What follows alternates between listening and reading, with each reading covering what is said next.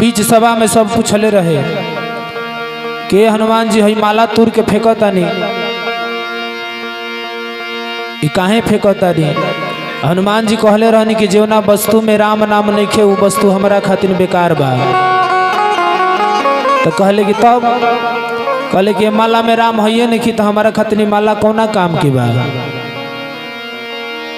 तब वही में लोग व्यंग के पूछल कि का तोहरा शरीरियों में राम जी बानी। इतने हनुमान जी सुननी आ तुरंते अपन सीना फाड़ी के दिखा देहनी। किया सकहि कपि निज हृदय बिदारा,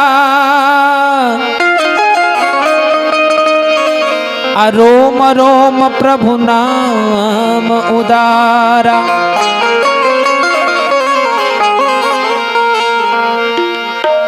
अंकित राम नाम सब ठाही, लखी सब चकित भये मन माही।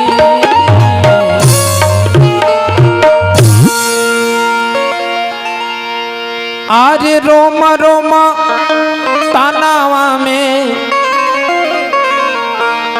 कि रोम रोम तानावा में अझल के सिया राम हो, फाटल जब सीनावा तो अरे फाटल जब सीनावा तो झलके ले राम हो, फाटल जब सीनावा तो झलके ले राम हो, फाटल जब सीनावा तो रोम रोम झलकेले, रोम रोम झलकेले सियापति राम हो, फाटल जब सीनावा तो झलकेले राम हो, फाटल जब सीनावा तो झलकेले राम हो, फाटल जब सीनावा तो।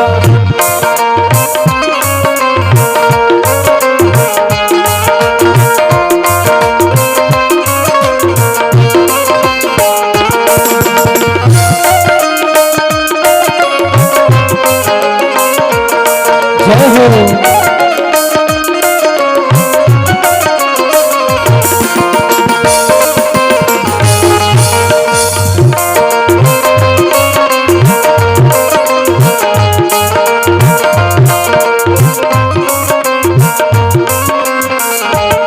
का राम नाम तन अंकित भय रामा।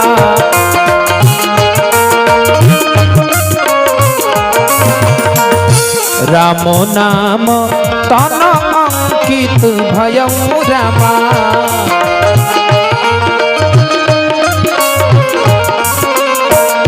जय जय बोले लगले, जय जय बोले लगले वीर हनुमान हो, फाटल जब सीनावा तो।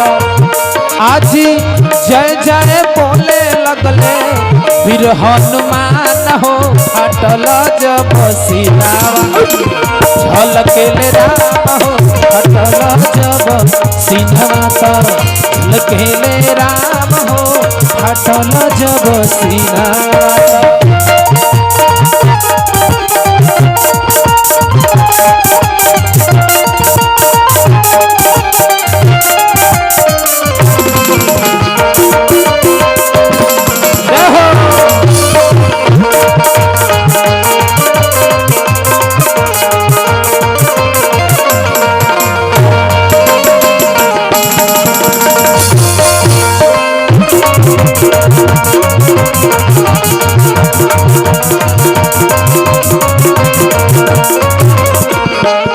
और भइल का काल विकराल रूप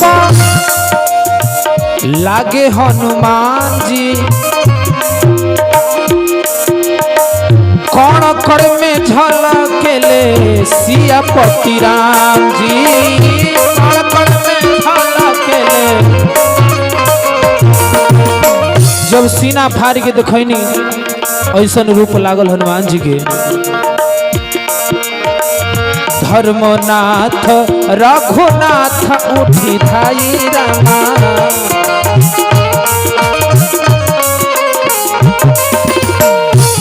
फिर बजरंगी जी के सीना से लगाई रामा।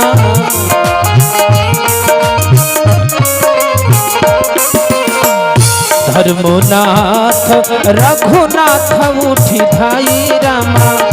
फिर बजरंगी जी के सीना से लगाई रामा। राम जी से बढ़ के बाटे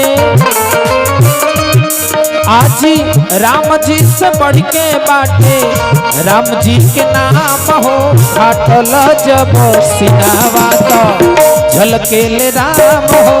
फाटल जब सिनावा तो झलकेले राम हो। फाटल जब सिनावा तो रोम रोम तानावा में, रोम रोम तानावा में झलकेले राम हो। फाटल जब सिनावा तो झलकेले राम हो। फाटल जब सिनावा तो झलकेले राम हो। फाटल जब सिनावा तो झलकेले